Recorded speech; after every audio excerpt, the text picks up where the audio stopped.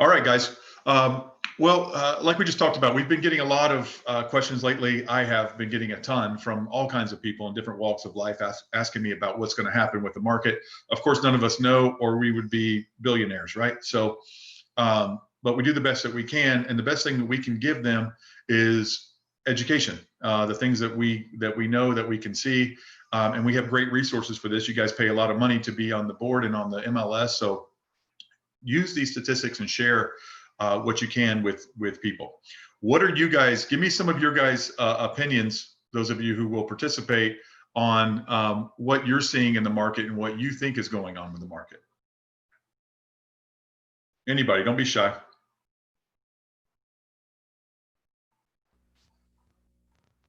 Ryan, can you hear me? Yes, sir, Al, go ahead. I'll just start it off. There's no inventory. Whenever inventory becomes available, it's not on the market very long. So, and we probably have record sales since 2007, I think, or 2006. So I'm experiencing that in DeBarry. And so these numbers that you gave this morning, which is from the data, indicates the same thing. They don't stay on the market 30 days. And the inventory is disappearing, even though the sales numbers still look pretty good month to month since June. So it's not bad. Yes, Al, I agree with that. And we're going to go, I pulled a few more reports that I didn't send you guys from previous years where you're going to see exactly that. You're going to see that this year is gone way above even 2018 is what I went back to, which was a normal, what we would call a normal market, a little bit of a seller's market, but not like what we're seeing now. Because we've had inventory problems for a few years now, several years, I would say. Not less than 2 months. I mean, we're looking at 2 months inventory. And we're about to see why that is too. So what else are you guys seeing? That's a great wrap up of what we've seen. What else are you guys seeing? The offers are going over the listing price. Mm-hmm. Yep. Mm-hmm. So we're going back to your 9th grade economics class where they taught you all about supply and demand and how high demand is and how low supply is. So that's what's happening with the things. Are we seeing prices go crazy high, or are we just seeing, I mean, you guys are still fighting appraisals. Is that right? They don't even do appraisals anymore, Ryan. They just go look at the numbers and they say, well, your house is now worth 10% more than it was last year. Go ahead and get your financing. Well, actually. What I've been getting a lot from you guys though is a lot of appraisal problems. So I'm hearing about that because I get you guys all call me about stuff about houses not meeting appraisal, and it makes complete sense, and buyers having to come up with more cash. I'm seeing a lot of that. So the prices aren't going through the roof. What's happening is there's so much demand, and you guys know this when you have a listing and you have multiple offers. I see you guys paying a lot more attention to the other terms of the contract than the price, because there's only a maximum price that you're going to get appraised. So I see you guys doing all kinds of different, negotiating the different terms of the contract, which is important. So let's take a look at some of these numbers. Unless anybody else has anything to add, let's take a look at some of these numbers, and I'm going to share my screen here. Okay. So just so you guys know, you guys all see the screen? Okay. Just so you guys know where I'm pulling these numbers, I went just to market reports. If you guys are on Stellar MLS, some of you guys aren't, but you have your own MLS that will give you reports as well. But this is just from Stellar. And what I did, I just wanted a small sample. So I just did residential, single family only, and I just picked Orange County. I could have done control and picked as many counties as I wanted. I just wanted something simple though. So let's look at the ones that I sent you. Let's look at, this is June of 2020. You guys see the numbers here. The main numbers I'm looking at, I went to the total. I don't care about the bedrooms, but I went to the total price. I'm looking at the 300s and the 400s compared to the 200s. Now 200 to 250 and the 250 to 300 are these two numbers. So these are the 200s, the ones you see here represented by the 139 and the 230.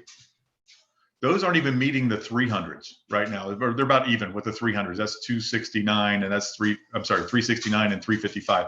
So the 200s are about even with the 300s. Then you throw in the 400s and 500s. Way more than half of our total transactions are in the 300 to 500 range, which you'll see as a trend as we go forward through all these months. And total transactions 1171 for June of this year. Now, you guys know normally people want to move their families in the summers. They want, typically school's out. You see, 20, 30% higher numbers in the summers from June through August, right? And then it slows down September, October, November, and to a crawl, which we'll get into in a little bit. Then we see July picking back up a lot. This is when the virus, everybody was getting back from the virus. Let's go back quickly. I'm going to go, before we do that, I've got May of 2020, typically a pretty good month. Look how low this was coming out of the virus, the first virus lockdown. And this is April. This thing hit us in March. You guys had a bunch of cancellations at the end of March, but a lot of them still went through. April's usually a pretty good month, but this went way down. This should have been in the thousands, over 1,000. Obviously July or May should have been over 1,000. And now we're getting into June. July's picking back up to normal. See 1342 here. You see the 300s. Look at the 300 here is more than all of the 200s combined, the 300s. And then you get in the 400s and 500s. There's tons of transactions. Way more than half of the total transactions are between 300 and 500. That is something we have not seen in previous years. But look where the transactions are. 1,300, 1,269. Again, with the same thing here, we're seeing that the 200 totals don't even meet the 300s. That's unheard of. So what you guys have been telling me also, and what I've seen with my own eyes, is that 2 years ago, you guys used to say, oh, I've got this listing for 229 and I've got multiple offers. Now you guys are telling me I've got this listing for 359 and I'm seeing multiple offers. And I used to tell you, 350s and ups, 300s and ups, you're not seeing multiple offers. It's going to sell in the market a little bit. Now you're getting multiple offers on the second weekend of this thing. It's crazy what I'm seeing out there. Sometimes the first weekend, right? So let's look at September. This is crazy for September. Normally September slows way down. And I told you guys what a great job you guys did in September. You guys outperformed everything altogether, even more than the market did. But look at this, 1267 in September, almost identical to August. Isn't that crazy? So September's crazy. October, almost identical to September and August. That is unheard of. So what my thought on this was, and I've seen with my own eyes, is this is pent up demand. All this demand from late March, April, May, all carried over to June, July, August, September, October, where we normally see big drops, which I'll show you in a second.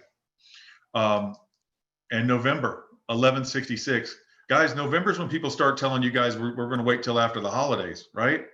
You guys always hear that every year. People say, oh, I want to put my house on the market in the new year because I want to wait till after the holidays. This is outstanding.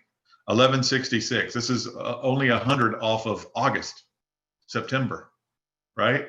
I'm going back to August here, 1269. We had 1166 in November. So the market has stayed strong.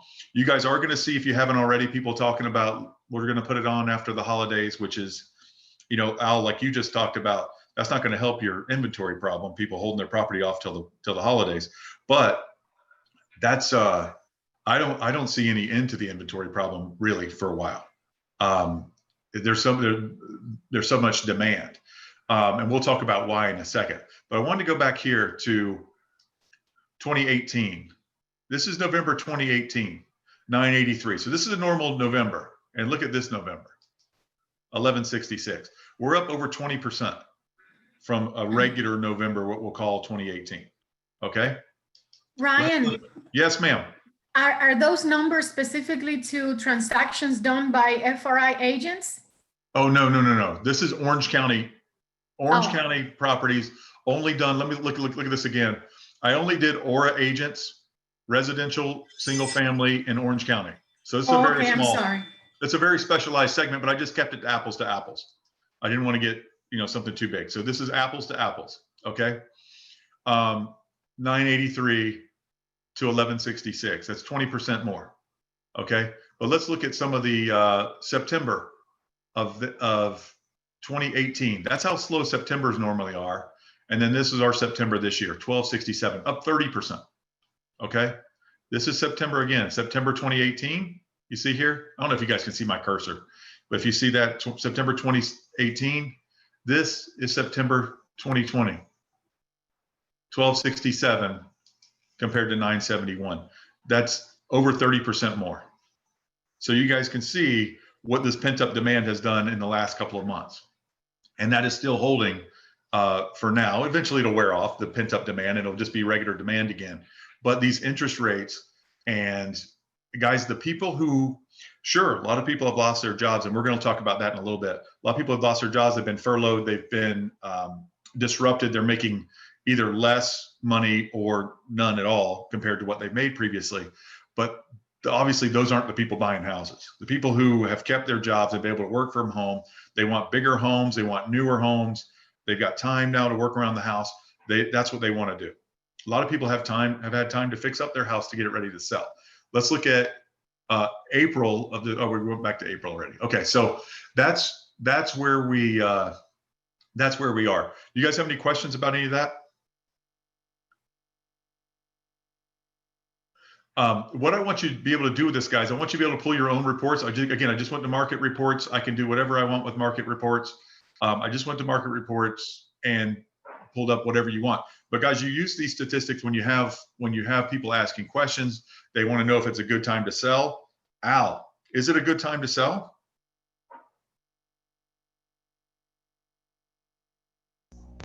The answer is yes. Of course it's a good time to sell. It's a great time to sell, right? All these buyers out here with these, everything's selling as quickly as you can, as quickly as it can. You guys, Al's in West Volusia County.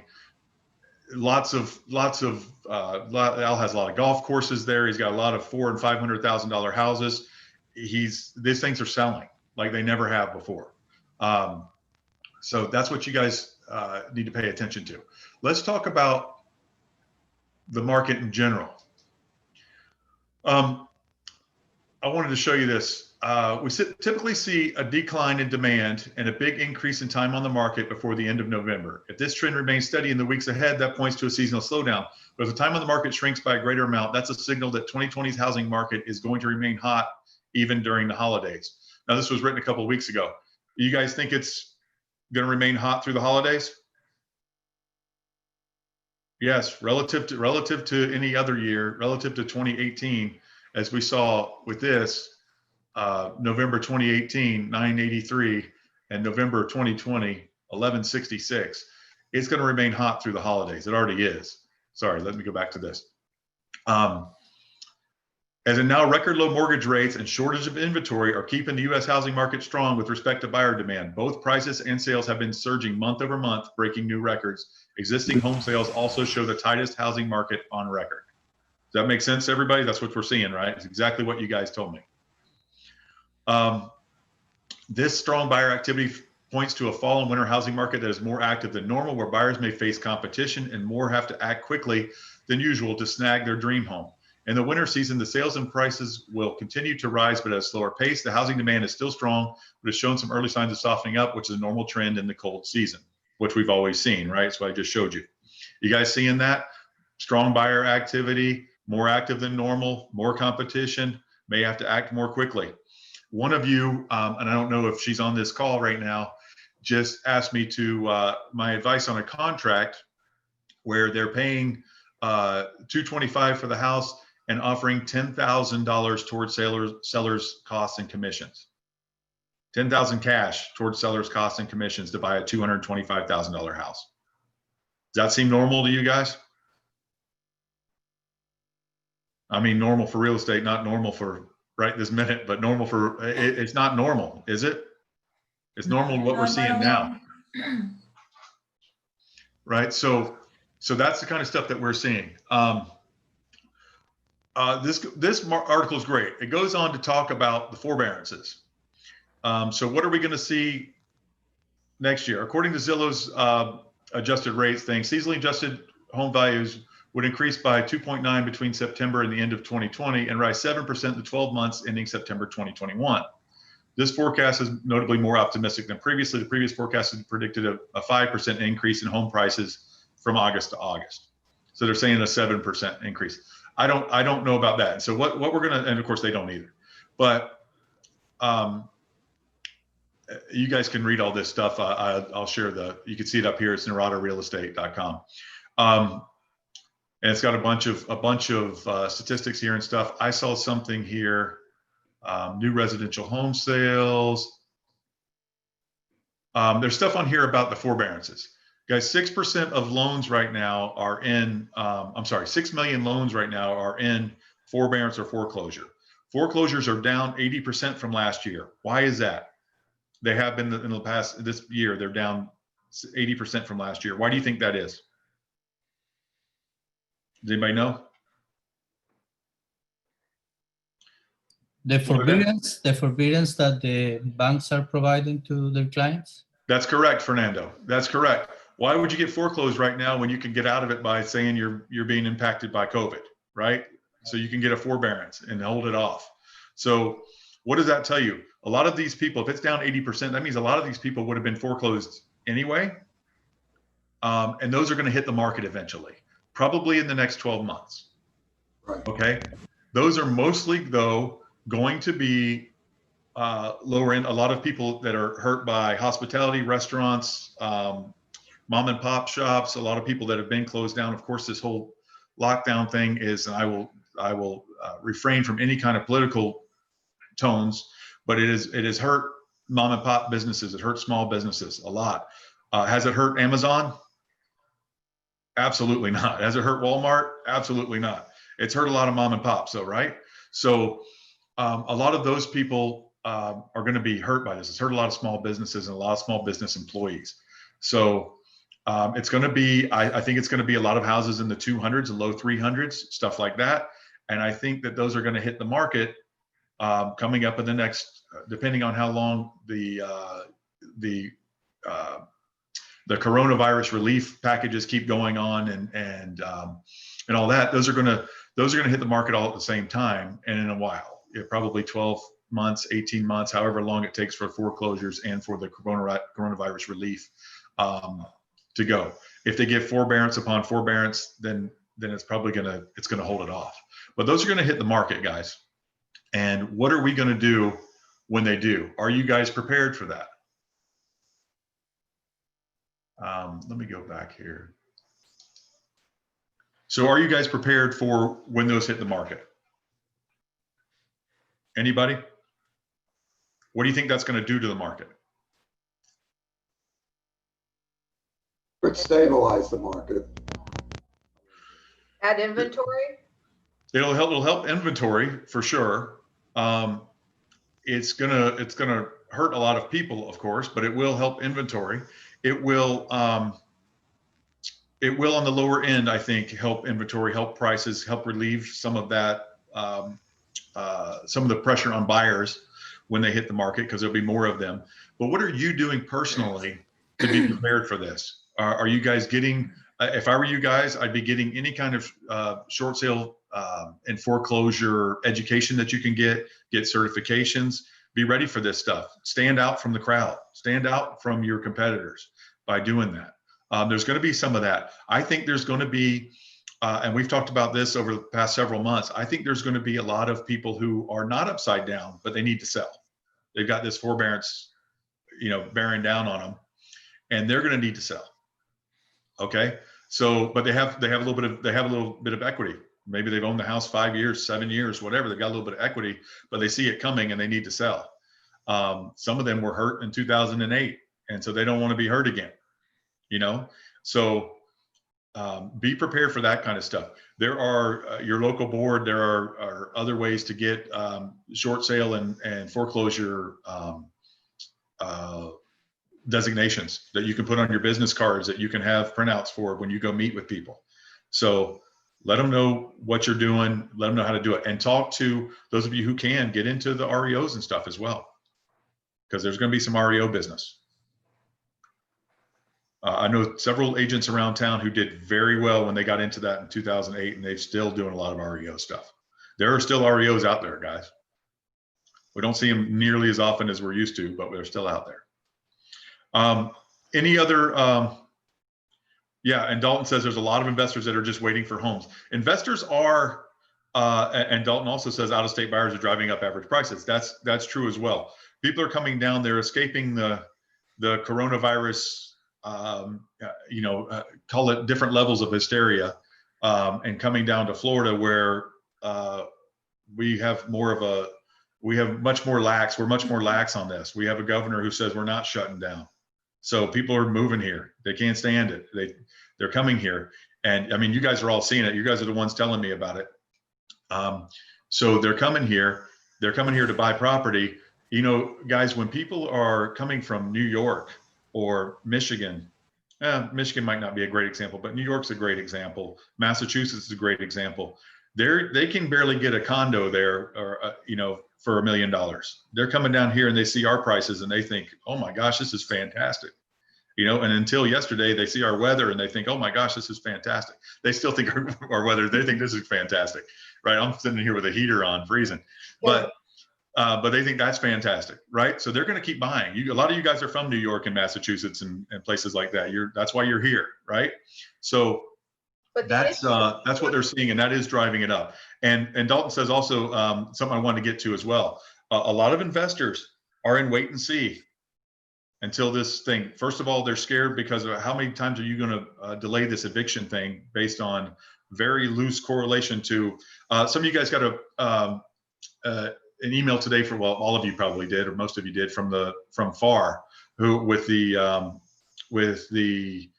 kind of whining that some people are still getting evicted, even though there's a relief thing. Well, they have to be able to relate it at least loosely to the virus, right? Why they can't pay. Anyone with any ounce of creativity will probably be able to do that, but there are people who don't, obviously, and they're getting evicted. But there's an eviction order that if you can relate it to the virus. I mean, if I were in that situation right now, I could say, you know what, I'm in real estate market, went bad for 3 or 4 months earlier, so I didn't make as much money, blah, blah, blah. I could probably put off eviction, right? And nobody's going to go fight that, So investors are worried about that eviction being put off and put off and put off. They can't evict anyone right now. Who wants to own a property if I've got tenants who aren't paying and keep getting, I can't evict them and they can't pay. So it's tough for investors right now, and they are in wait and see. They want to see what happens. And Florida will probably be one of the more landlord friendly states, as they're not as friendly toward the virus, right? As virus protections. So, I mean, so far it hasn't been the case, but who knows what will happen after this thing is through December 31st now. It'll probably get extended if it hasn't already, but that's where we are right now. So yeah, a lot of investors are in wait and see mode. What else are you guys seeing out there? Do you have any other things to discuss about the things that I showed you? Any other questions about how to pull some of these stats? One of the other things, can you hear me? I can hear you perfectly, Tammy. Okay, because it's not lighting up on my screen. That when all these people are calling from out of state and they want to move to Florida, and if they're quitting their job to move here, they're not going to be able to get financing. So they either have to buy it as a second home while they're still employed in the other state, or have a job transfer, or be able to work out of their home. Otherwise, and half these people don't even know that when they're calling, well, I want to buy a house in Florida. But, if they are quitting their job and moving to Florida, they're not going to be able to buy a house in Florida. Tammy, do you have someone on your, let's call it team of people, network of people you work with who specializes in second homes? Lenders who specialize in second homes? Well, I think most lenders can do a second home. Absolutely, yeah. And what do they typically require down? 25%? No, I think it's only, if it's a second home, I think it's 10%. 10%, okay. Yeah. So do they have any problem coming up with 10% typically if they're from up north and they want to move to Florida? It just all depends, I guess. Well, everybody's different, but most people, And some people are renting where they're at. Like somebody lives in California and they're renting, but this would still be a second home, because their residence is in California. So. Right. So I haven't seen that most people that are moving to Florida that have a hard time coming up with 10% down. Typically, that's pretty easy for them. Like I said, they're coming out of a place where, you could go rent a flat in New York for $5,000 a month. Right. You can buy a house in Florida. So that's, I mean, not that everybody's from New York, from Manhattan, right? But you get the idea. A lot of people have that money. But sure, you're going to get some pushback. Some people don't. Some people are looking for a $150,000 house in Florida, and they're coming down to work in the hospitality business or something. Right. So I get that struggle, but yeah, they're typically people do have to do the second house, and where it's not even reliant. The good part is it's not reliant on them selling their house up north. Correct. So, and a lot of them can afford both for a little bit, and it makes their moving process easier. But yeah, you're going to see that. Mhm. But I mean, just the fact that you've seen that shows a lot of people. I think, what is it? 1,200, 1,300 people a day now are moving to Florida. Crazy. Yeah. I remember when we first heard 1,000, but that was back before the crash. I think 1,000 people a day were moving to Florida. Right. There are states up north where the population, even birth over death rates, population is still decreasing because they're moving to Florida and Arizona, Texas. Mhm. The other thing I'm seeing is people that want to sell their house, and they only want a particular home. So if they don't get this particular home, they're not really going to sell their house. Mhm. But the people that you're putting the contract in are like, well, their house isn't listed, or I'm like, well, they're not going to list their house unless you accept their contract. The other thing I think too is that sale of buyer's property addendum, I think it should be changed. And I personally think that there should be a section where if the person's property is not under contract by a particular date, then either party can cancel, and then they still would have to close by a particular date. But if you're not under contract with that property by a certain date, the deal's not going to work with your closing date. Right now, it just tells you a closing date that you'll close by, you put 6 or 8 weeks out. But if you don't have a contract in 4 weeks, that deal's not going to work. So you might as well cancel it anyway at the 4-week point when you don't have a contract on your house that you're selling. Why am I thinking that it says that? I don't think it says that. It says, no, you will close on your house by this particular date. It's not a contract date. It's a closing date on the house you're selling. Okay, well, you could write that in. And I have been writing that in because it doesn't make sense to me the way they've got it written. You could write that in. Why did I think that it said that, or did I write that in? I had one recently that I dealt with that. I'm looking for it right now. I mean, it's not fair to the person's house that you're buying to leave it tied up till you close on your house. If you don't have a contract by a certain date, the deal's not working anyway. Why am I? Hold on a second. Hold on, I got one right here. Property addendum. I'm gonna look at one right now. Tammy, you're right on, you're hitting the nail on the head, because if they're coming from an out migration area like New York or wherever, and they're trying to come here, it might take them 10 times longer to sell that property elsewhere.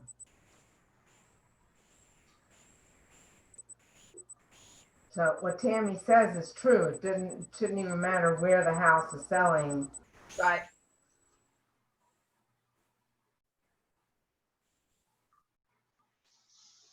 No, so sorry, I'm looking for this. Sale of buyer's property addendum. Yeah, I'm looking for one that I actually saw firsthand. And I did write wording in it, but it always makes you nervous when you're doing that. I kind of copied the same wording, but just put it like under contract. And then if it goes under contract, then the rest of the addendum is in force.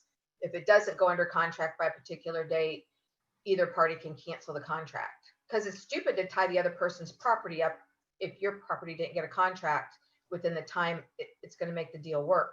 I use the last line in that addendum where it says you have to provide the contract on the one you're selling.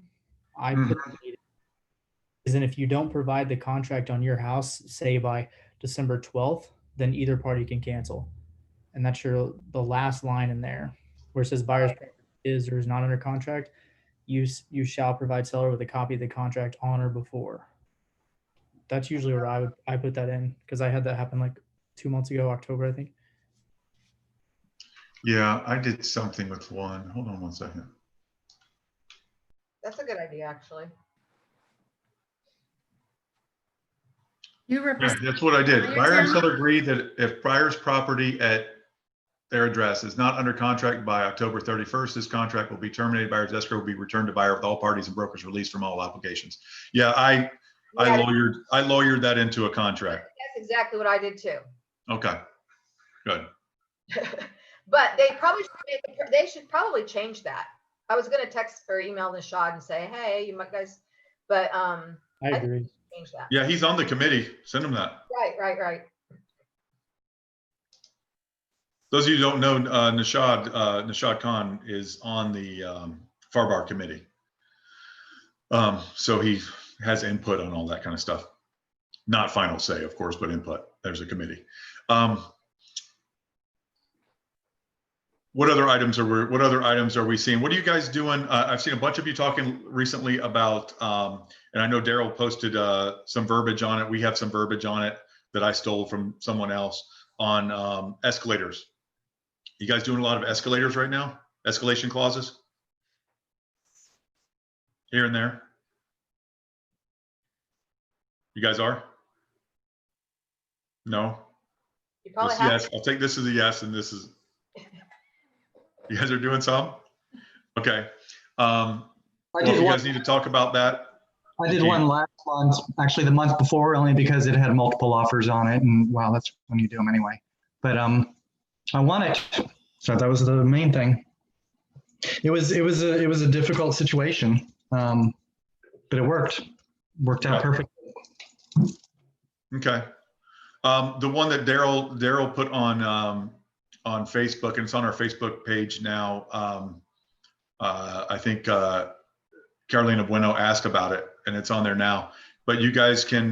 That's what we have almost verbatim. It's the same thing. You probably stole it from the same people we did. But it's good. Just, you know, be sure to put in your own numbers. Don't put blanks in there or whatever. Be sure you put in your own numbers.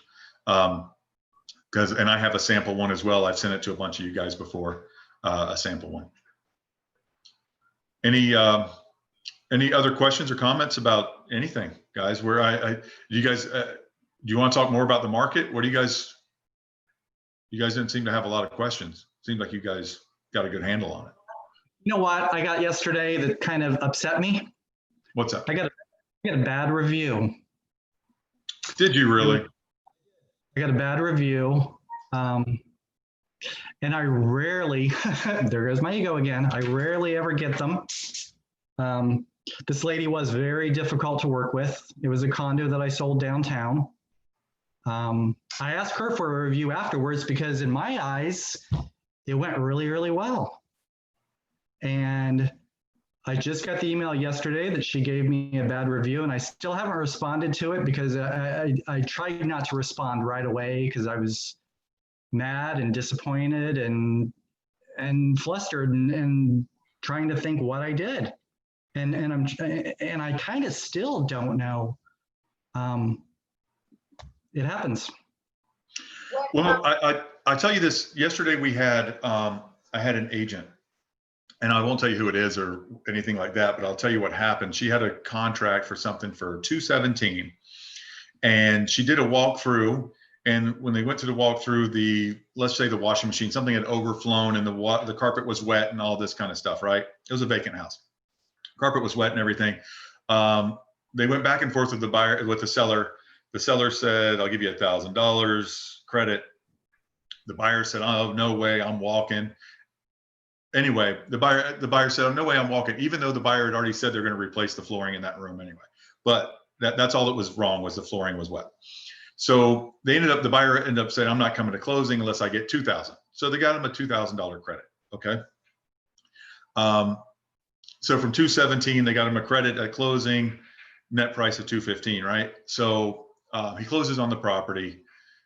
He sends her a message that she forwarded to me that he is going to take her to the DBPR. He's going to take her to FREC. He's going to take her to small claims court, all this stuff, because she was supposed to get the amount of the price changed from 217 to purchase price changed from 217 to 215 instead of giving him a $2,000 credit. And this had adversely affected him somehow. And that he thinks she did it for the extra commission that she made on that $2,000. Yeah, but it'd have to go all back through underwriting if he was financed. You'd have to put it through underwriting.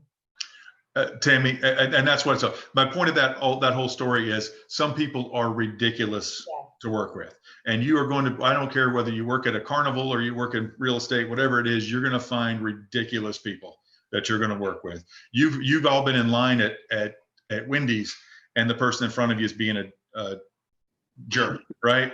Just completely unreasonable. You're definitely going to run into that and that's over a $5 hamburger, right? You guys are dealing with hundreds of thousands of dollars of people's thing. Like I've told you before, this is the biggest decision that people have ever made. I don't care if they're buying a $70,000 condo or a $1 million house. It's the biggest decision they've ever made in their life. And they're going to be jerks about it. If you are a jerk, this is like one of those drugs that brings out your true personality. If you're a jerk, this is going to bring out the jerk in you more than Wendy's is, right? Even a jerk can go by Wendy's and they left the pickles off their burger or whatever, and they're going to be, oh, whatever, right? But you leave the pickles off this people $1 million house and you're going to have problems. Right. So don't put pickles on people's houses, but you get what I'm saying. It's going to bring out the inner jerk in people, whatever you do. Daryl, I wouldn't worry about it. I mean, you're going to run into this. If you know that you did the best you can, I mean, I know bad reviews hurt, and hurt your feelings, probably more than your business. But it is. Have you guys heard these advertisements for people who do fix your reviews and stuff? And it's the lady who's dealing with the car. She took a car into the car shop, and the story she's telling is the guy was great, but she keeps like, he gave me an estimate that said 500 and it was only 400. So he's a liar, even though the guy did a better job for her, so you're going to have trolls out there. I mean, these people are just, they call them nowadays on the internet, they're trolls, but a lot of people have been trolls in person for years and years and years. I wouldn't sweat it, Daryl. I mean, you know how you did. Your clients know you. I'm not. I just thought I would mention it that, yeah, you gotta get. But you know what? The thing to do, Daryl, is with some people, it'll either work or it won't. Kill her with kindness. What possibly could I have done better? I just want to know what I could have done better. She can always go back in and fix a review. And it's just funny. It shows how good of a job you did that you thought you were going to get a good review, that you asked her for a review. That's.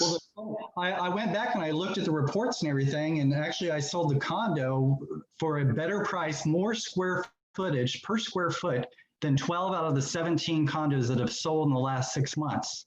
So she got her best price. I also saved her from a potential lawsuit because right there at the end of the closing, she misrepresented the monthly HOA. And we didn't catch it, which was my fault. I took her word of the monthly HOA.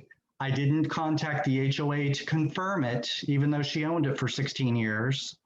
She had no idea what she was paying per month. And I took that number and I put it on the HOA disclosure, and that's where it came from. So that part was my fault. I admit I should have confirmed it with the HOA. I learned that lesson. That's funny you say that. That's about the third time I've heard that this month, or in the last month, that someone had made a mistake on the HOA. Guys, especially like the end of the year, you can't look at on January 1st, you can't look at October's bill and say that's what it's going to be. These things go up typically, and people will be, if you get you run across the wrong client, they will object to this and want some kind of use it to back out of a deal, or you want some kind of retribution or something for it. So just be careful with those. Won't that come up on the estoppel? I mean, but then it's too late. They've already signed a disclosure that says it's going to be $220 a month, and now it's $248 or usually it's not that big of a difference, $232 or whatever. And some people will be jerks about that. Right. That's where we found it. We found it at the closing table. It was $130 a month off. Wow. See, that's significant. Ouch. Yeah. So, of course, I talked to the buyer's agent, and we actually got it to close with me giving up a concession myself. Hello. And I still get a bad review. Wow. Well, so Daryl, I think that I think you're not gonna win this review with her by saying, look, I got you the best price. I gave up money at the closing. You're not gonna factor to death. You're gonna have to finesse her if you even want to mess with it. No. So there you go then. Question, Daryl should reply to that review, correct? Just to know, kind of explain or ask what is it that he could have done better. So for the future, correct? Yeah, I would respond to her if you want to, but he can respond on the place where the review was left and say, I'm sorry that you weren't happy with this and this. And there's where he can do, if you want to be combative about this, you can kill her with facts if you want to do it that way. So when I go, say I'm a regular person and I go and I look up Daryl's reviews, I see that this lady was just unreasonable. If Daryl wants to shoot her credibility, he can. That's exactly why I held off saying something, replying right away. I wanted to wait a couple days until I thought about it. So I didn't want to go off right away and say, oh no, you were the one that was crazy, not me. Yeah. I was reading that we should ask along the transaction process for feedback. That way it will not get to something like this. Has anybody done it? Not wait for a review or as the client at the last minute or after closing, that you should do that throughout the transaction. Have anybody done that? Like for feedback? That maybe this could have avoided this. I haven't but I thought it's a great idea to me, I guess. Yeah, has anybody done that? No. Well, that's a good idea. I think a lot of people, they want to see it end first before they tell you you're doing a good job or a bad job. They want to see how it comes out. And I think for most of us, that's, the funny part is, and we've talked about this several times, the better job that you do, the easier it looks like it was.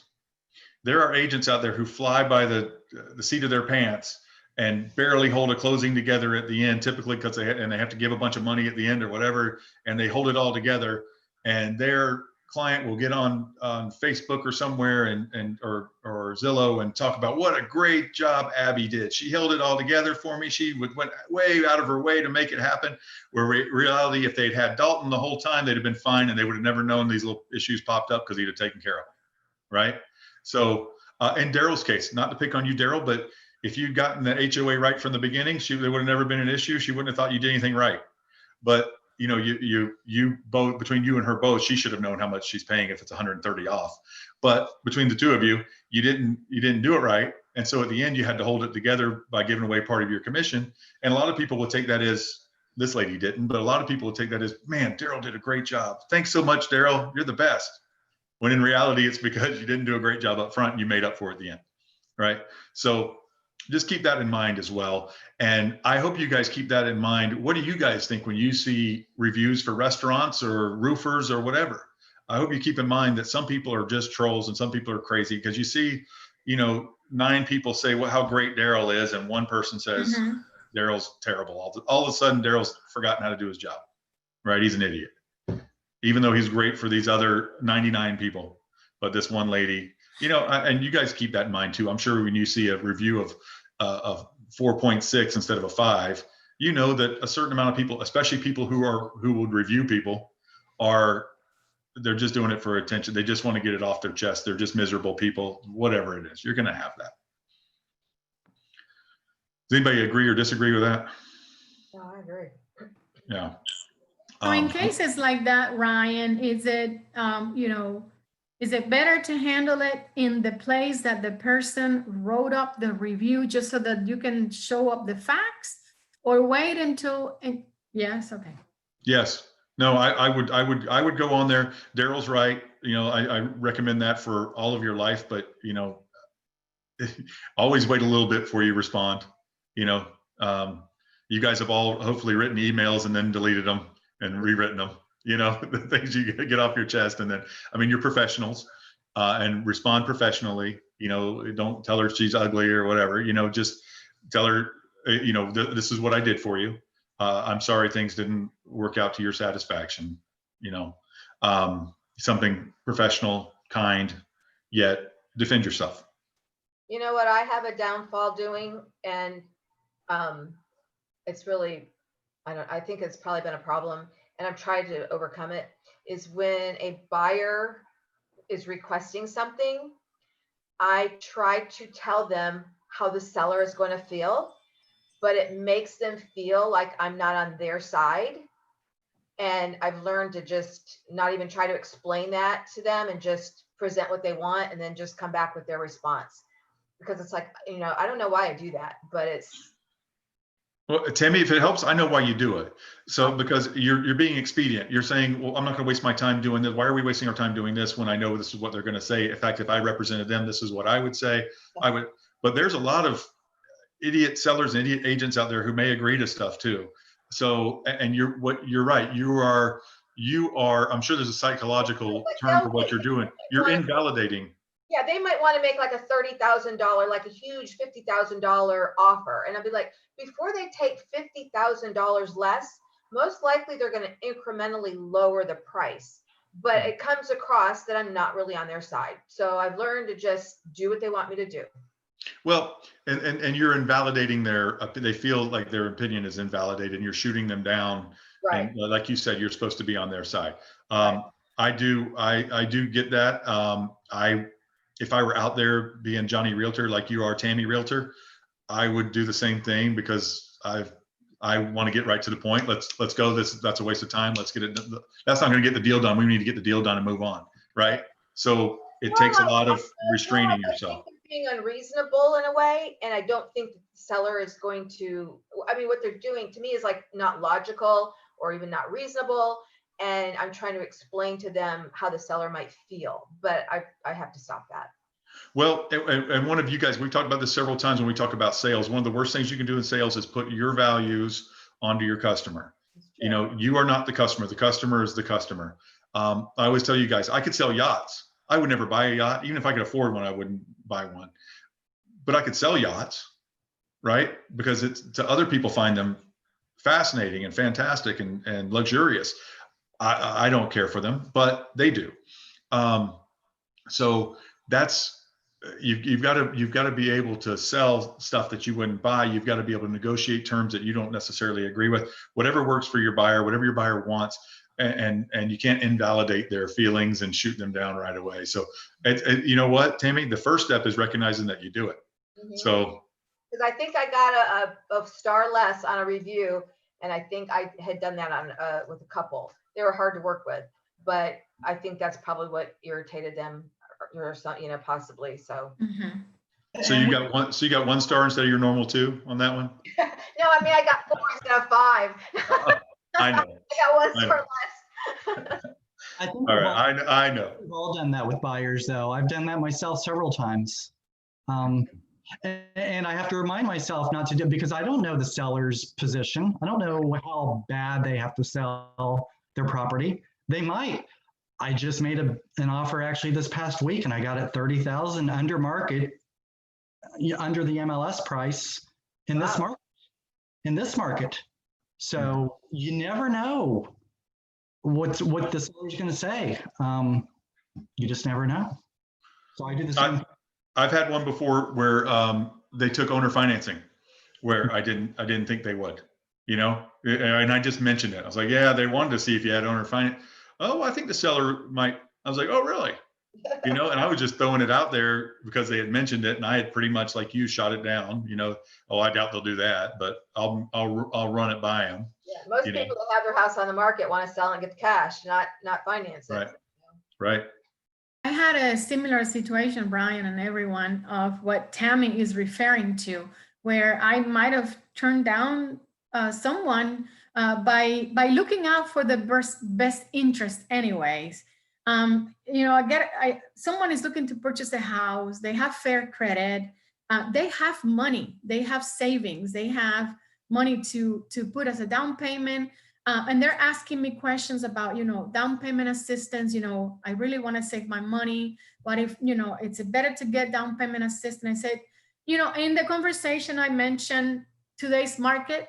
I said those loans are good and they're out there and they exist and they're good to work for. But you know, I was explaining the difference on, you know, closing a loan with the down payment assistance, where you're probably won't get to close until 60 days or 90 days. Because the county has to approve it, the bank has to approve it, everybody and their brother. And I said, if you have the money to purchase the house and submit your best possible offer at the beginning, in the market that we're right now, where the inventory is so low, why would you want to risk the house of your dream when you're ready to purchase? So, you know, I was just trying to explain. I never said I would not help if that was the only way that they wanted to purchase. But because they did told me that they had the money, that they were ready and their credit was good, I was also giving the suggestion out there, instead of using down payment assistance, why don't we ask for a little bit of help in closing cost? Rather than that way you can save up a little bit of money. And I kind of got the impression that I turned her down, like I turned her out by explaining and looking out for her best, because I know that we're getting out there with multiple offers. And people are winning. They're putting escalation clauses to win the properties. So I said, if you were the seller, would you rather to get someone on full price with a nice loan, with a nice, you know, with a nice, not just down payment, but a good deposit, a good faith deposit, and closing as soon as possible? Which one would you choose if you were on seller's shoes? So I was just trying to look at the big picture and give them the options. And I think I kind of turned that customer off by saying that, you know. I wonder if I just should, you know, just swim with the currents and say, oh, sure, yeah, I can help you with that. Let's get it. And then let's have her realize how hard it will be to get under contract with that. And but then if they have money and they make a certain amount of money, they probably aren't going to qualify for down payment assistance. And that's another thing that I explained to her. You know, and you could just let her go through the process, right? What do you say? Shaking your head for, Ryan? I hate this. You guys have to realize, when you work with buyers, you're selling your buyer too, right? You can't just Malice. I actually like what you're doing, because you're not going to waste time doing it that way. But you lost a sale, possibly you lost a sale. So what could I have done? What could I have done better? You humor them. You tell them you act on their behalf, and there's nothing dishonest or anything else about that. But if I come into if you were selling Mercedes and I come into your dealership and you're my salesperson and I tell you what I want to do and you say no, can't do that.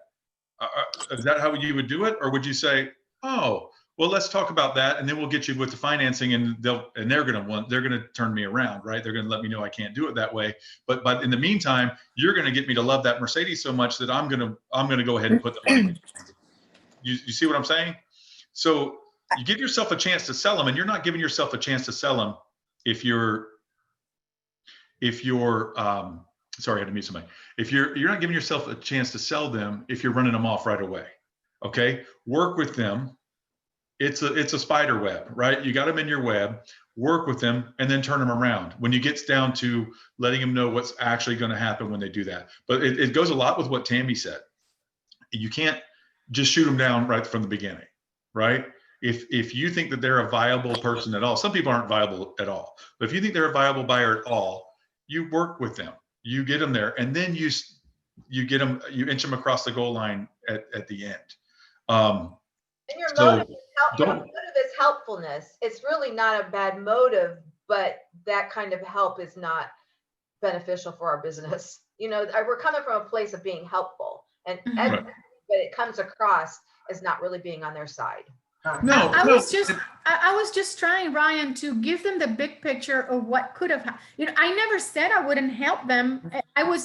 I was giving them option A, option B. I even mentioned about, asking for closing costs if they want to save up money. I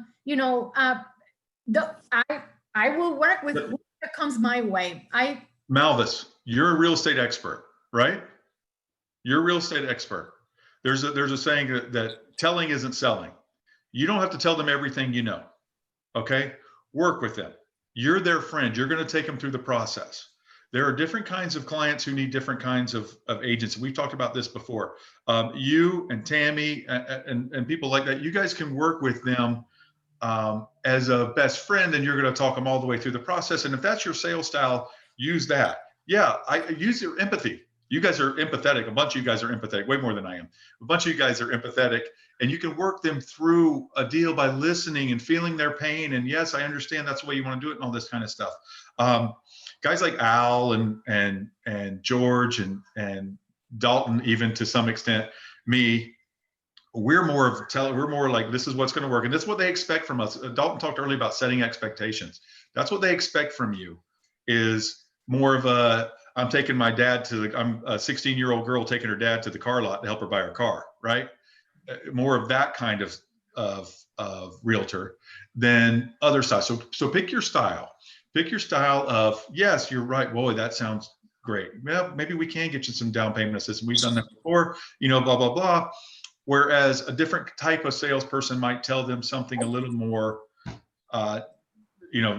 more black and white. Hey, if we're going to go get this house, this is what we need to do. Before we get in the car to go over there, let me tell you a few things you're going to need to know.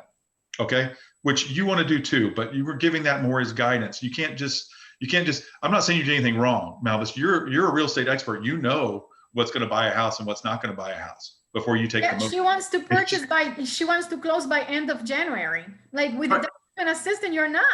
Okay, but see, you're telling me that, but that No, sounds I didn't tell her that. I didn't tell her that, like specifically. Okay, but there's a good way to say that, Malvis. You know a lot about real estate. Let the lender handle it. Put her in touch with the lender and let the lender tell her all that stuff, and then you're not really the bad guy.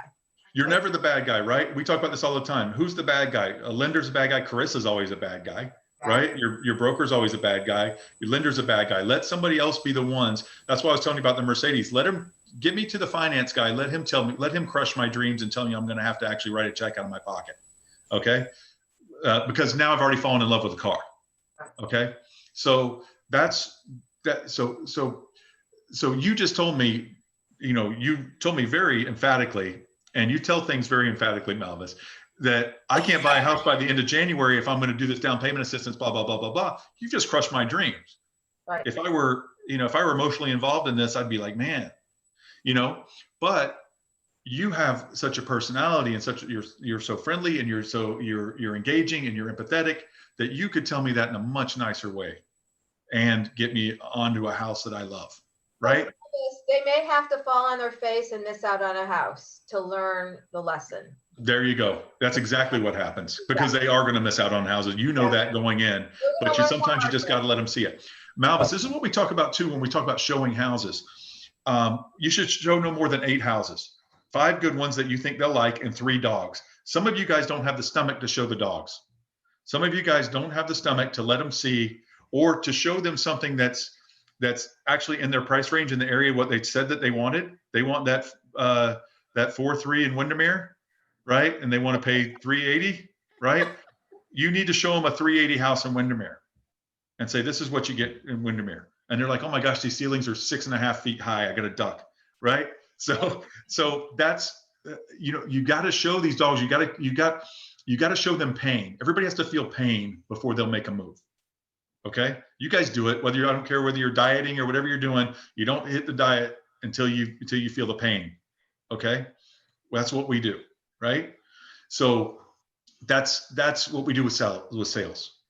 Let them feel the pain, show them the dog, let them miss the house that they love, because they won't come off their That's wallet. very true. I have a similar situation with a buyer, crazy buyer. Yep. Out of New York. His wife showed up. Where's your husband? He's busy. He just told me to choose the top 3. Okay, let's go. What's your budget? Okay, $2,200 mortgage. Okay. So what they dreaming? They want to have the brand new house, newly built, for no more than 2,200 in a very good area. It doesn't work like that. I have to drive them to see what can they get for a big brand new house all the way in Haines City. I drove in Haines City to come back to Winter Garden, and they settled for a brand new house, a little small, but will works, you know. And he brought his measuring tapes. He's so funny. He said, "I'm not buying a house if my furniture doesn't fit," you know. But Yeah. yeah, what you're saying is absolutely true. You gotta feel the pain. Yeah, pain motivates people, and they're gonna. And Malvis, you've got to sit by, and I know these people are like watching your. I have a child. It's like watching your child fail at something. It hurts, but you got to let them do it. You've got to do it because you're the shepherd and they're the sheep, and you got to get them across the valley. And wow, I just made that a pretty big metaphor, but you got to get them across the finish line. Didn't make sense unless it's a sheep race. So you got to get them done, but you are the shepherd and they are the sheep, and you've got to shepherd them to get the deal. Lesson learned, this is the beauty of this business. Everybody's different. Everybody handles things different. That's why I like to speak up and bring these things up, because I can learn from everybody. And there's always room for improvement. Right. Oh, of course. And you get better and better at sales, but you know how you get better, Malvis? And you're doing this right now? Making these mistakes. Yep. What are you feeling? The pain. The pain. And that's getting you to where you need to be. So the pain motivates us. It makes us change. Obviously, Tammy, before she came in with her confessional about jumping on her buyers, she felt the pain of doing that. She lost her star. So we all feel the pain, right? And that's when we're motivated to do something. Anything else you guys want to? Any other confessions you guys want to make or discussion? I don't hear you participating. Oh, I did. Ida, did you have something? Oh, yeah, I have a question, Ryan. Yes. I'm wrapping up a lease. It's a commercial lease, and I have learned my lesson just dealing with these commercial realtors, how they can fool you in your commissions. Unbelievable. So I took upfront because these people have liked the place. We are almost at the end of it, and he said that he sent me the co-broke in an email. But now when I see the complete lease, it says that there has to be a separate brokerage agreement between me and him, his brokerage. So I've asked him 3 times for it, but because I have that email that I do have the co-broke, I'm covered, right? You should be. I'm.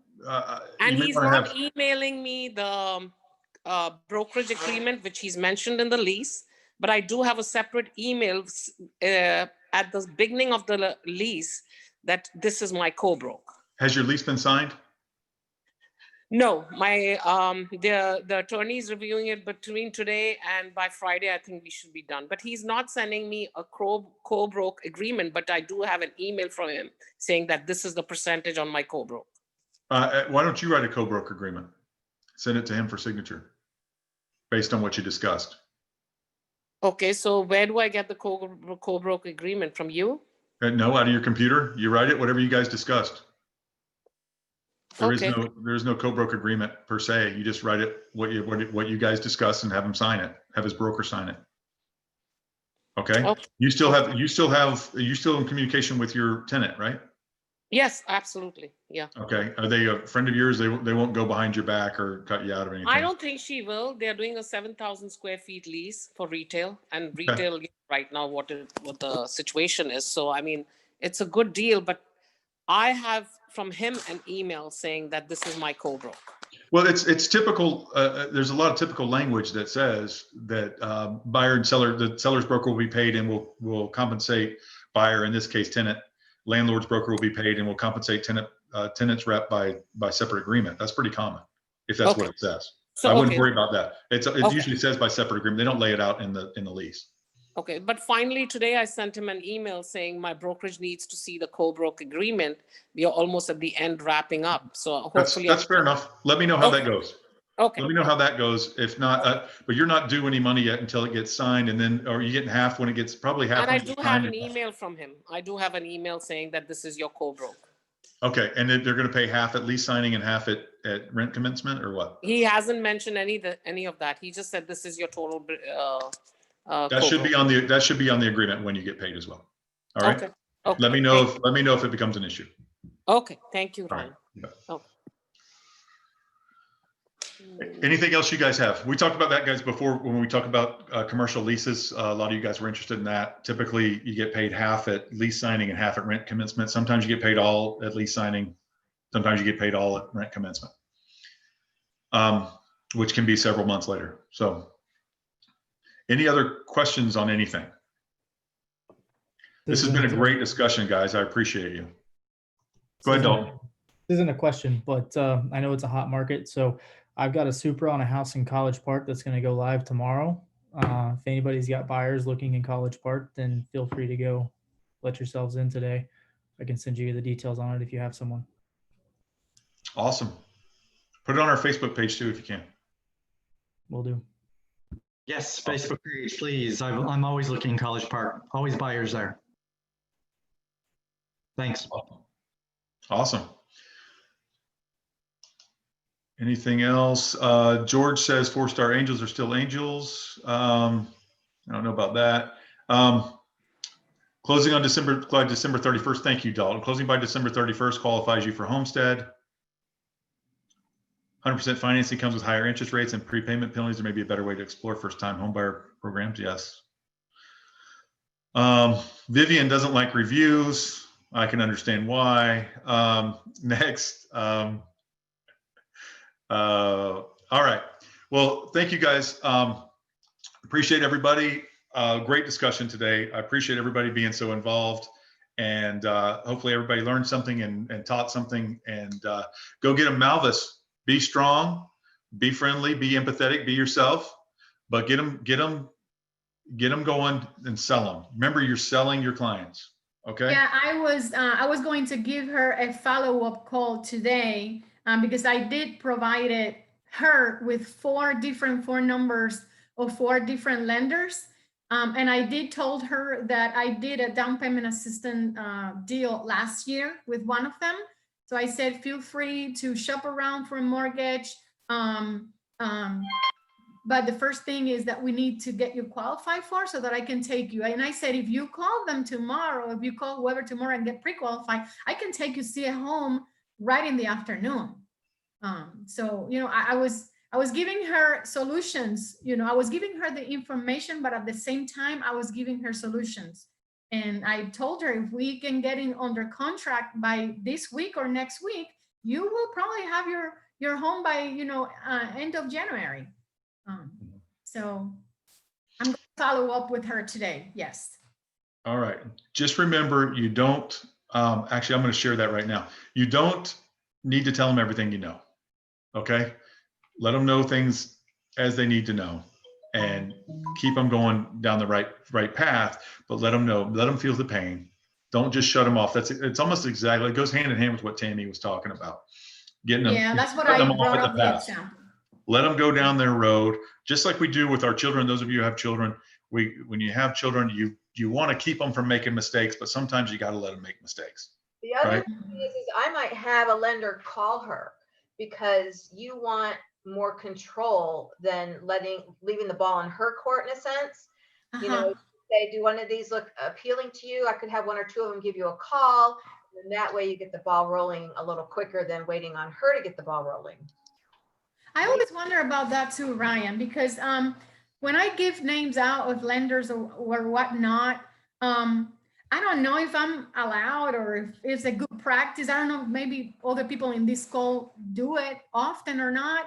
Can we give out our potential buyers numbers to certain lender for them to kind of, even though I do say, you know, shop around until you find a good fit for you. You're free to get your mortgage with whoever you want to. But here are some numbers with, you know, of lenders that have worked with my past clients before, that I know that they can get you into a house. That speech that you just gave is perfect for inspectors, lenders, that kind of thing. I like lenders. You can steer a little bit more on lenders. You can't at all on inspections. I mean, give them the three, give them, tell them you can choose anyone. Google.com is a great resource for finding other inspectors, but these are three that we've worked with in the past, and they've done a good job. Let them go from that. Don't go any farther into that. Then do for lenders you can steer a little bit more, but you have to be careful because a lot of times loans fall apart at the last second. Who are they going to blame? The person who gave the lender and the person who gave him the lender, right? But you can say, and this for a fact, that certain people are good with certain kinds of loans, right? Yeah. Certain people don't do certain kind of loans, and you can look like an idiot if you give somebody who doesn't do VA loans and they're doing VA, So know your lenders, have your lender partners that but it's good to have three, right? And tell them, of course, you can work with your Uncle Jerry if you want to, but these are three that I've worked with in the past, and they specialize in these kinds of loans, or they handle these kinds of loans. So nobody specializes in conventional loans, but whatever it is, they've handled these for me in the past. Okay. These are the people I find are most responsive, whatever it is. But tell the truth, just whatever it is. Malvis, Yes, ma'am. send the lender the buyer's contact info. I send the buyer 3 lenders' contact info. And I tell them, interview them, ask questions that are specific to you, because the other way around, number one, people don't like it if you just give their names out to people willy-nilly. They want to initiate the contact. And also it helps to follow up with those same lenders and say, hey, did you hear from any of the buyers I referred to you? It gives you a conversation with them. And let you determine how serious your buyer is too. So, learn your lenders, let them, I wouldn't give out, if that's a question, I kind of heard that too. That's a question. Would you give lenders the buyer's info? I would not. Not without their permission. No, just let the buyers contact them, and actually, that's a great way to see if the buyers are even interested, if they're just wasting your time too. Okay. Yeah, because I did have a lender that I called and I said, hey, I just saw FYI, I have a buyer by the name blah, blah, blah, that I referred your name to, just so that, he will probably call you to ask a question about. And then the lender asked me, well, give me their phone number, I'll give them a call. And I was a little bit hesitant on giving the person that number, because I needed to go back to that buyer and ask permission and say, hey, I reached out to the lender, they wanted to talk to you. Is it okay if I give them your phone number, or just let them do it? Oh, you could say that. You could say, if you have your permission, that's fine.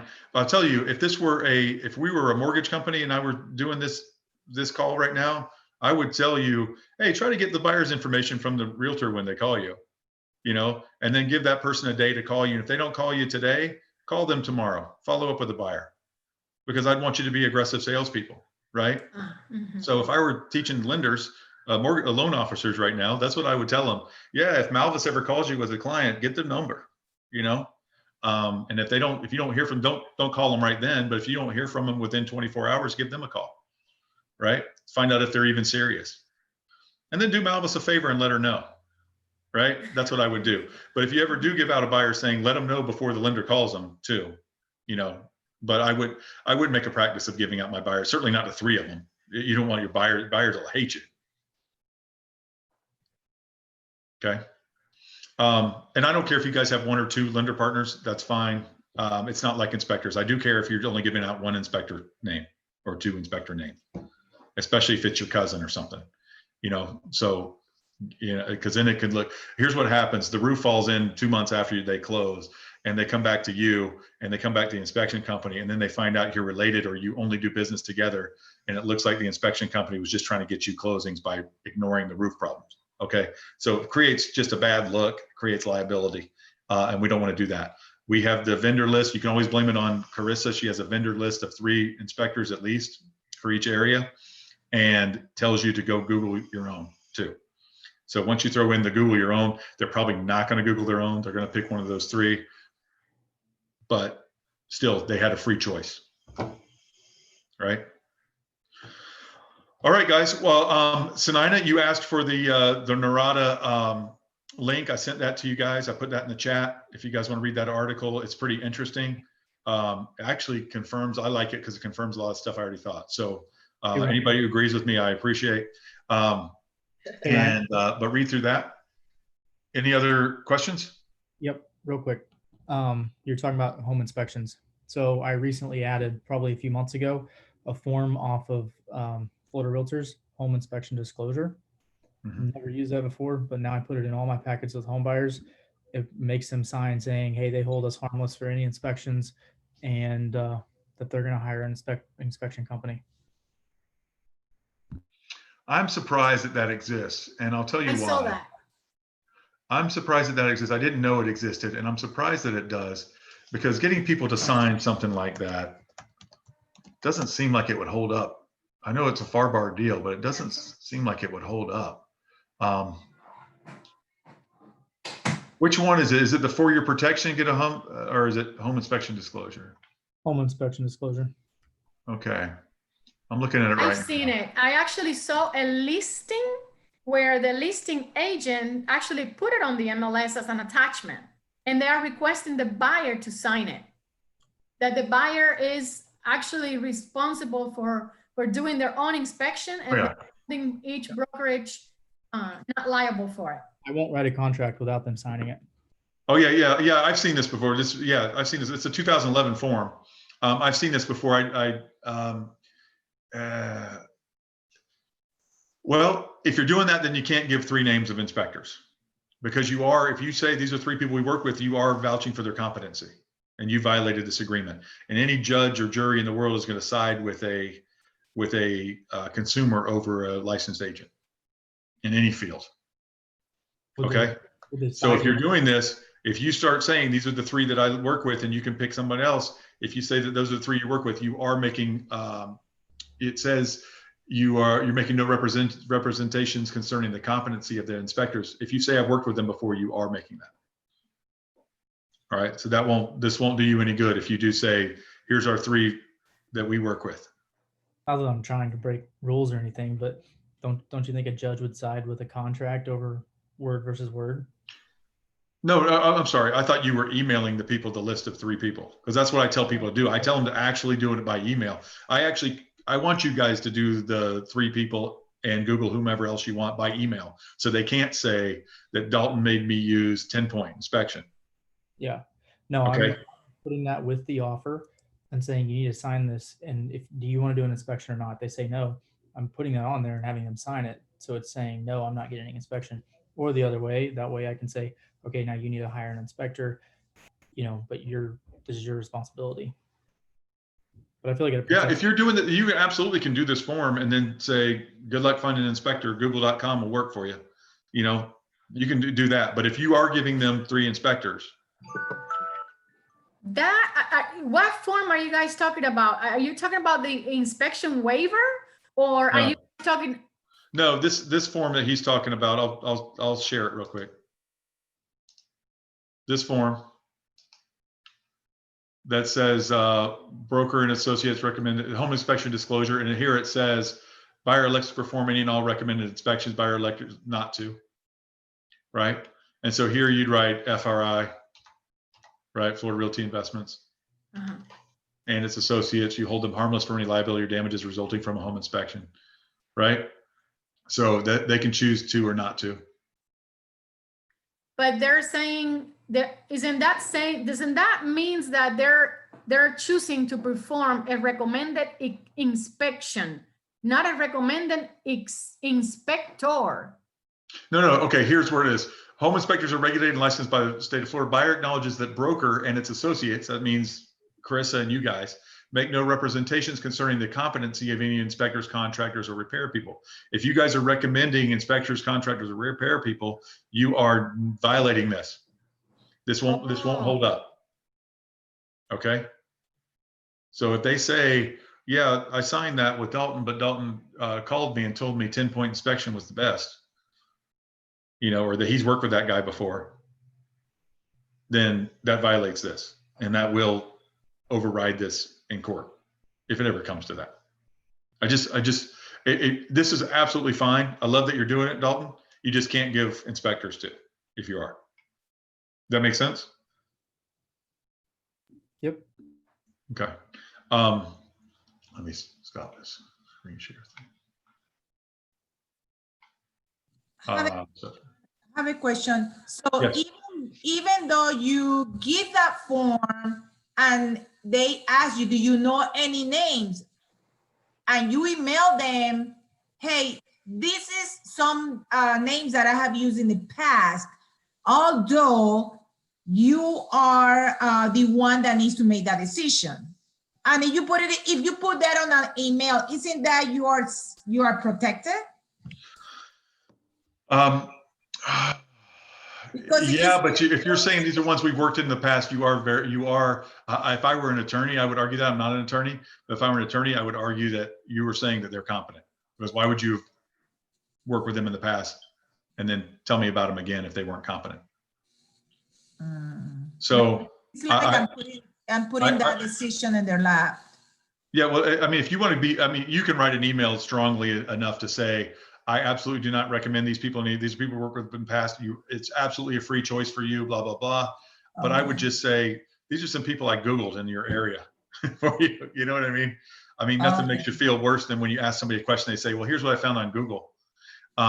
So be careful with that. But, you know, we're not, I mean, I think we're taking this too far now. I mean, if you go through all of this, I'm just more extreme, so I do almost everything to protect myself in every. Sure.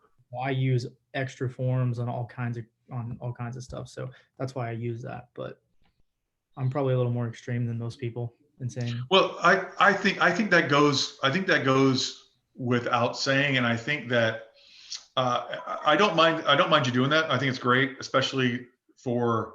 Otherwise, you're going to have a series of emails, and because if I'm representing the buyer, I'm going to say, when are we getting our inspection? And they say, we don't want an inspection. Then I'm going to say, we recommend that you get an inspection. I'm going to say that on an email, right? Not just by phone call. I'm going to say, just so you know, Florida Realty Investment. And then I might have them sign that thing that they're not doing I should have them sign that thing that they do not want to have an inspection. Okay. But if you're going ahead and knocking that out up front, all I'm saying, Dalton, is just be careful about saying later that this is my inspector. He's awesome.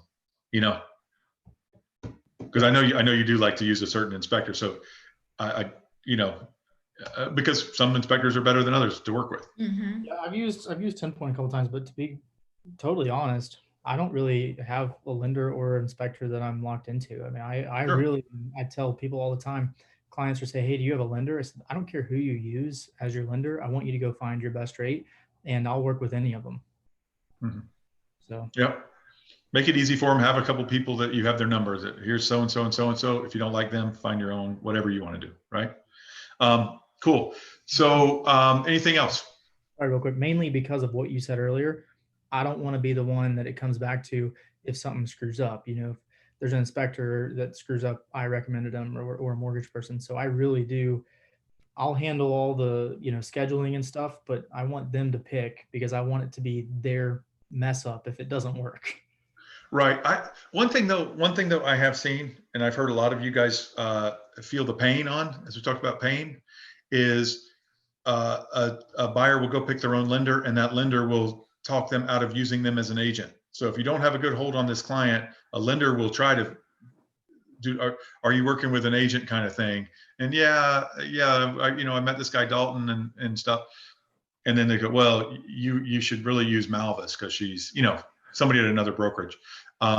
So just be careful with that as well. I like to have that's why I kind of like to have a loosely formed team of a couple of lenders, 3 lenders or something, who aren't going to stab you in the back. So just be a little bit careful about that. But if you haven't felt the pain from it, you'll be fine. I probably don't know it. I probably have. You might, but they will. Just be careful because lenders do that. Because why do lenders want to scratch another realtor's back? Because that realtor is sending them people. Right. Yes. So if you get one that you're scratching their back, they'll want to scratch yours as well. And you get a relationship like that with a lender, and who knows, that lender may call you when Malvis sends them blindly to them. They may send them to you. I stick with sellers, and then the buyers I work with are my sellers. So right. But lenders, like Tom, my brother-in-law, they do marketing and stuff too. He goes out and finds his own clients too. So you guys need to have partnerships with those people, and they will send you when those people need a realtor. Yeah, Tom, I'm ready to buy. you have any realtors in College Park? You know, so that's the kind of thing you guys need to keep in mind. They'll send you stuff too. So I like to have partnerships. And guys, if that's just 1 or 2 deals a year that you get out of that, that's, you know, 5, 10, 15, 20 grand more, if you like that kind of thing. Some of you do. All right. Well, any other questions? Well, we got some more chatters here.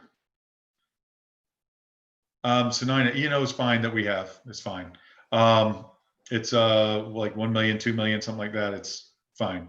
Oscar Malvis, tell them I do 3 o'clock. Okay, good. All right, guys. The link to that Norada article is on there. If you guys need anything, I'm around. Have a wonderful week, and I will see you next week. Oh, health benefits. If you guys were interested in that, you should have got my email yesterday. You need to call and get your appointment with them, a benefits counselor.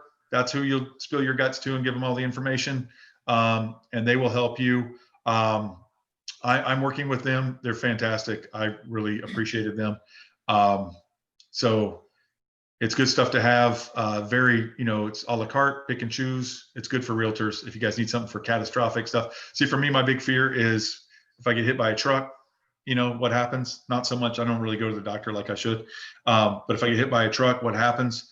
So I'm doing some of that and some of the critical illness stuff. But you do you. A lot of people are doing dental, vision, that kind of stuff as well. So up to you guys. Enjoy. I don't care what you do. Enjoy and have a good week. And I'll see you guys next week. Thank you. All right, guys. Let me give you a big, what I think of you guys today. Thumbs up. Great job, everybody. Thank you. Clapping. All right. Bye, guys.